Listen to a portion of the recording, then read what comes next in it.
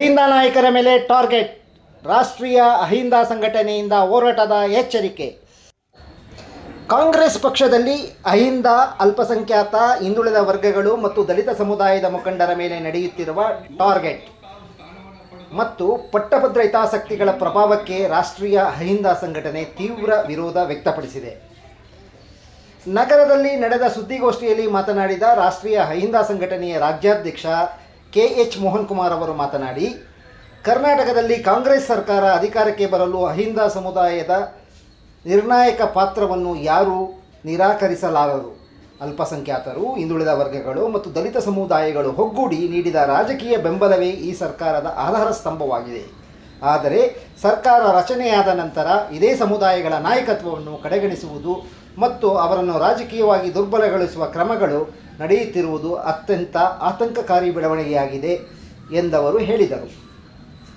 ಇತ್ತೀಚಿನ ಘಟನೆಗಳನ್ನು ಅವಲೋಕಿಸಿದರೆ ಅಹಿಂದ ಸಮುದಾಯದಿಂದ ಬೆಳೆದ ನಾಯಕರನ್ನು ವ್ಯವಸ್ಥಿತವಾಗಿ ಟಾರ್ಗೆಟ್ ಮಾಡುವ ಪ್ರವೃತ್ತಿ ಗೋಚರಿಸುತ್ತಿದೆ. KN ರಾಜಣ್ಣ ಅವರ ವಿಚಾರವಾಗಲಿ, ಅಲ್ಪಸಂಖ್ಯಾತರ ರಾಜ್ಯಾಧ್ಯಕ್ಷ ಜಬ್ಬಾರ್ ಹಾಗೂ ರಾಜಕೀಯ ಕಾರ್ಯದರ್ಶಿ ನಜೀರ್ ಅಹಮದ್ ಅವರ ಮೇಲೆ ತೆಗೆದುಕೊಳ್ಳಲಾದ ಕ್ರಮ ಇವೆಲ್ಲವೂ ಸಮರ್ಪಕ ಪ್ರಕ್ರಿಯೆಗಳನ್ನು ಅನುಸರಿಸದೆ ನಡೆದಿರುವುದು ಪ್ರಶ್ನಾರ್ಹವಾಗಿದೆ. ಸಚಿವರಾಗಿರುವ ಜಮೀರ್ ಅಹಮದ್ ಅವರನ್ನು ಕೂಡ ರಾಜಕೀಯವಾಗಿ ಟಾರ್ಗೆಟ್ ಮಾಡಲಾಗುತ್ತಿದೆ ಎಂದವರು ದೂರಿದರು. ಇವೆಲ್ಲ ಬೆಳವಣಿಗೆಗಳ ಹಿಂದೆ ಪಟ್ಟಭದ್ರ ಹಿತಾಸಕ್ತಿಗಳ ಪ್ರಭಾವ ಹಾಗೂ ಅಹಿಂದ ನಾಯಕತ್ವವನ್ನು ದುರ್ಬಲಗೊಳಿಸುವ ಸಂಯೋಜಿತ ಪ್ರಯತ್ನಗಳ ಸುಳಿವಾಗಿದೆ ಎಂದು ಕಾಣಿಸುತ್ತಿದೆ. ಅಹಿಂದ ಸಮುದಾಯದಲ್ಲಿ ನಾಯಕತ್ವ ಬೆಳೆಸುವುದು ಸ್ವಂತ ಸವಾಲಿನ ವಿಷಯವಾಗಿರುವಾಗ ಬೆಳೆದ ನಾಯಕರನ್ನೇ ಟಾರ್ಗೆಟ್ ಮಾಡುವುದು ಸಾಮಾಜಿಕ ನ್ಯಾಯದ ಮೂಲ ಆತ್ಮಕ್ಕೆ ವಿರುದ್ಧವಾಗಿದೆ ಎಂದವರು ಅಭಿಪ್ರಾಯಪಟ್ಟರು. ಈ ದಿವಸ ರಾಷ್ಟ್ರೀಯ ಅಹಿಂದ ಸಂಘಟನೆ ವತಿಯಿಂದ ಮುಖ್ಯವಾಗಿ ನಾವುಗಳು ಸುದ್ದಿಗೋಷ್ಠಿ ಮಾಡುತ್ತಿರುವ ವಿಚಾರ ಏನಂದ್ರೆ, ಕರ್ನಾಟಕ ರಾಜ್ಯದಲ್ಲಿ 136 ಸ್ಥಾನವನ್ನು ಪಡೆದು ಅಹಿಂದ ಮತಗಳು 75% ಕಾಂಗ್ರೆಸ್ ಪಕ್ಷಕ್ಕೆ ಕೈ ಹಿಡಿದು ಸರ್ಕಾರವನ್ನು ರಚನೆ ಮಾಡಿ ಒಳ್ಳೆ ಆಡಳಿತವನ್ನು ಕರ್ನಾಟಕ ರಾಜ್ಯದ ಎಲ್ಲ ಜನರಿಗೂ ಸರ್ವ ಸಮಾನವಾಗಿ ಸಮಪಾಲನ್ನು ನೀಡುತ್ತಿರುವ ಸನ್ಮಾನ್ಯ ಸಿದ್ದರಾಮಯ್ಯನವರು ಸರ್ಕಾರವನ್ನು ಮುನ್ನಡೆಸ್ಕೊಂಡು ಹೋಗ್ತಾ ಇದ್ದಾರೆ. ಈಗಿನ ಒಂದು ರಾಜಕೀಯ ಪರಿಸ್ಥಿತಿಯಲ್ಲಿ ನಮ್ಮ ದಾವಣಗೆರೆ ಬೈ ಎಲೆಕ್ಷನ್ ಚುನಾವಣೆಯಲ್ಲಿ ಟಿಕೆಟ್ ಅನ್ನ ಕೊಡಿ, ನಮಗೊಂದು ಅಲ್ಪಸಂಖ್ಯಾತರಿಗೆ ಅಂತ ಮನವಿ ಮಾಡಿ. ಆದರೆ ಅಲ್ಪಸಂಖ್ಯಾತರಿಗೆ ಅನ್ಯಾಯ ಆಯಿತು. ಶಾಮನೂರು ಶಿವಶಂಕರಪ್ಪನವರ ಮೊಮ್ಮಗ ಕಾಂಗ್ರೆಸ್ ಪಕ್ಷ ಟಿಕೆಟ್ ನೀಡಿ ಅಲ್ಲಿ ಚುನಾವಣೆಗೆ ಕಣಕ್ಕೆ ಇಳಿಸಿದ್ರು. ಅದರಲ್ಲಿ ಮುಖ್ಯವಾಗಿ ಅಲ್ಪಸಂಖ್ಯಾತರು 70,000 ಮತಗಳ ಒಂದು ದಾವಣಗೆರೆ ದಕ್ಷಿಣ ಕಾಂಗ್ರೆಸ್ ಪಕ್ಷವನ್ನ ಕೈ ಹಿಡಿಯುವ ಮುಖ್ಯವಾಗಿ ಮತದಾರರು. ಅದರಲ್ಲಿ ಅಹಿಂದ ಏನೋ 75% ಎಲ್ಲ ವಿಧಾನಸಭಾ ಕ್ಷೇತ್ರಗಳಲ್ಲಿ ಮತದಾರರು ಇರುತ್ತಾರೆ. ಪ್ರಮುಖವಾಗಿ ನಮ್ಮ ಅಲ್ಪಸಂಖ್ಯಾತರು ಇಡೀ ಕರ್ನಾಟಕ ರಾಜ್ಯದಲ್ಲಿ 80%, ಮತ್ತೆ ನಮ್ಮ OBC ವರ್ಗ, ಹಿಂದುಳಿದ ವರ್ಗ, ಅದು 80%. ಆದರೆ ಕಾಂಗ್ರೆಸ್ ಪಕ್ಷ ಅಲ್ಪಸಂಖ್ಯಾತರಿಗೆ ಯಾಕೆ ಅನ್ಯಾಯ ಮಾಡ್ತು, ಇದರ ಬಗ್ಗೆ ನಮ್ಮ ಸುದ್ದಿಗೋಷ್ಠಿ. ಮತ್ತೆ ಕಾಂಗ್ರೆಸ್ ಪಕ್ಷದಲ್ಲಿ ನಮ್ಮ ಹಿಂದುಳಿದ ವರ್ಗವನ್ನು ತುಂಬಾ ಕಡೆಗಣಿಸ್ತಾ ಇದ್ದಾರೆ. ನಮ್ಮ ಮತಗಳನ್ನು ಪಡೆದು ಕಾಂಗ್ರೆಸ್ ಪಕ್ಷ ಇವತ್ತು 5 ವರ್ಷ ಪೂರ್ಣ ಆಡಳಿತ ನಡೆಸಲಿಕ್ಕೆ ಅವಕಾಶ ಮಾಡಿಕೊಟ್ಟು, ಆದ್ರೆ ನಮ್ಮ ಅಲ್ಪಸಂಖ್ಯಾತರ ಅವ್ರಿಗೆ ನಮ್ಮ ಈ ಅಹಿಂದದಿಂದ ಇದೊಂದು ಸುದ್ದಿ.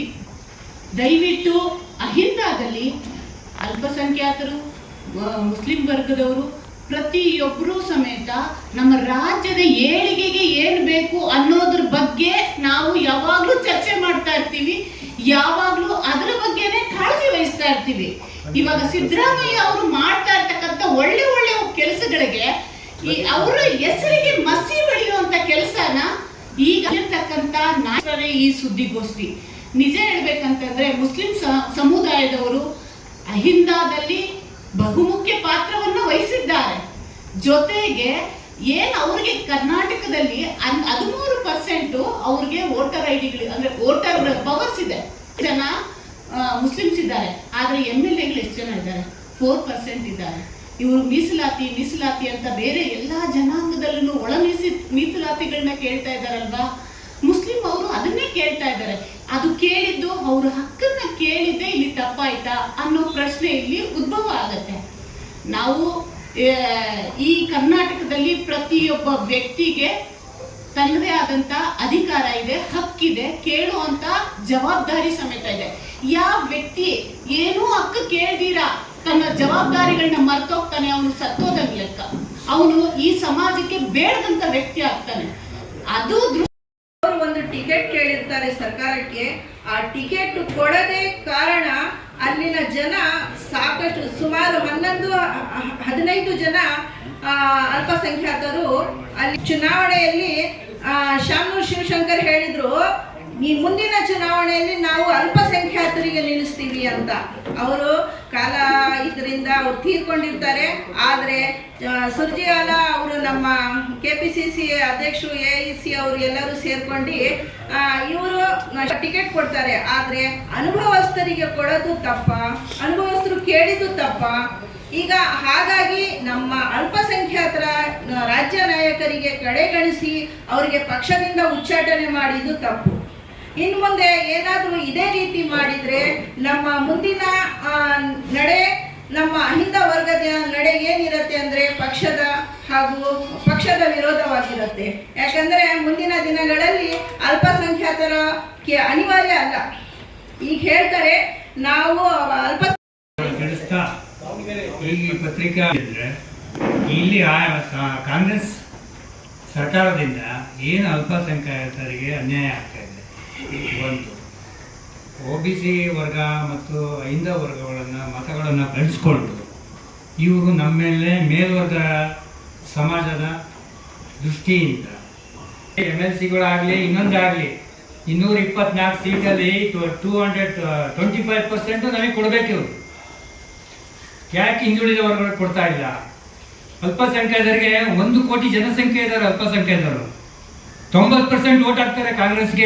ವೈಯಕ್ತಿಕ ಇವ್ರ ಪಕ್ಷ ಬೆಳೆಸ್ಕೊಳಕ್ಕೆ ಅವ್ರನ್ನ